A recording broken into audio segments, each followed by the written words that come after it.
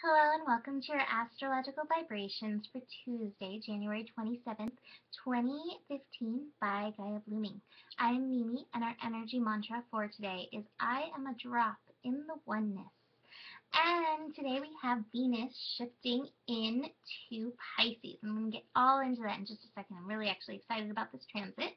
I want to start with the first transit of the day, which is the moon connecting to Mars. So the moon is in Taurus, connecting to Mars already in Pisces. So we're having so yesterday we had a Venus day. Today we kind of have a Neptune day. It's actually ruled by Neptune, led by Neptune, guided by Neptune because it's a 7-degree day.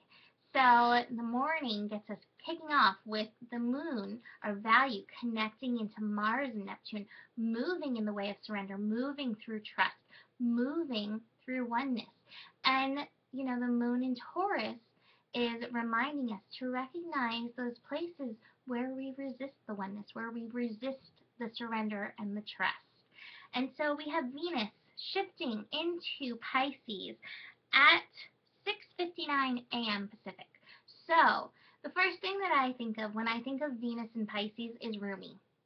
I think no one understands the yearning for oneness the way Rumi does. Pisces, the energy of Pisces, really longs to be united with the divine, with God, because it recognizes I am a piece of that. I am that. And so it may manifest in different ways on the planet, but that's the true yearning of Pisces. And with Venus, the planet of relationships, finding balance, we all get to feel that yearning. We all get to feel that pull to be united in our oneness, to be united in our divinity. And so, Venus in Pisces is a beautiful time to see the oneness in everyone. I went on a retreat and we did this amazing exercise where there was I don't know, over 100 people in this retreat, maybe 200, maybe even 300. And we lined up so that we were moving this way across each other and would stop and for 3 seconds hold the hand of the person opposite us and just stare into their eyes. And as we did that, as we moved down the line doing that, there was different levels of connection, but you could start to see yourself in every single person. And that's the essence of Venus in Pisces. This is where empathy comes from, where we recognize that I am another you. There is a piece of me that is in you. I actually want to tell a little tiny, try to cut it down thing that's been coming to me. I was thinking about creation stories the other day and why are we here and all that stuff, getting very mental about it. And this story kind of flitted through, and I was like, oh, I just love that. So, I always talk about how within us each cell has a consciousness. And I was like, what if God, universe, creator, whatever that is, whatever created everything, what if that thing was so big it just wanted to know itself? And so each of us represents a cell of what is that biggest thing in the universe. And we came here to get to know ourselves and to get to know each other. And I was like, is this why we keep coming back until we meet every single person and interact and get to know and love each piece so it can know and love each piece of itself? That is so Venus in Pisces. There was a lot more to it that was going on in my brain when it, came all in, but I feel that for Venus in Pisces. So this is a time to reflect on your empathy, reflect on the fact that we are all connected. We are all one. I'm going to end actually with a little Rumi because I think, like I said, if anybody understands it, it's Rumi. It's also a great time for artistic creativity. Tune in and let that art come through you. Let it be downloaded through you. You don't have to be in charge of it. Just let it come out. Put your pen on the paper, your paintbrush on the thing, and see what comes because it's a masterpiece that is you, but it's also beyond you.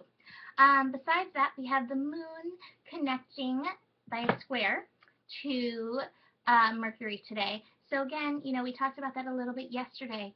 Getting, beyond these mind vibrations, ground it into the physical. So, if there's something that you're wanting to happen in your mind, maybe it's time to like take an action step to make it physical instead of just like being stuck here. You know, the square, it can really end up working together. And working with that, the moon is connecting into Pluto in Capricorn. So that brings transformation on a physical level. So sometimes that little action step is needed. We also have the moon connecting with a square to Jupiter in Leo. And so this, you know, this where, like, again, it's value, and then Jupiter over there is expression and creativity and the love. So it's like bringing value to that. Like, do you value your expression? Do you value your creativity? Do you value what comes out when you put your pen on, you know, on the piece of paper and let go and see what comes out and know that it's a part of your soul? It's time to value that. And then the last aspect of the night, we have Mercury connecting to Uranus. So listen to those wild thoughts because things are sure to come through. Maybe stories like my personal creation story that just came through will definitely, you know, have a chance to come through. So I'm going to end with Rumi, as translated by Coleman Banks. God has given us a dark wine so potent that drinking it we leave the two worlds. There are thousands of wines that can take over our minds. Don't think all ecstasies are the same.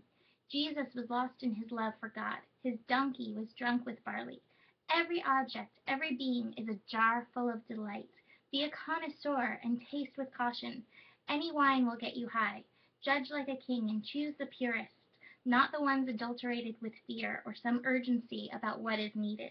Drink the wine that moves you as a camel moves when it's been untied and is just ambling about.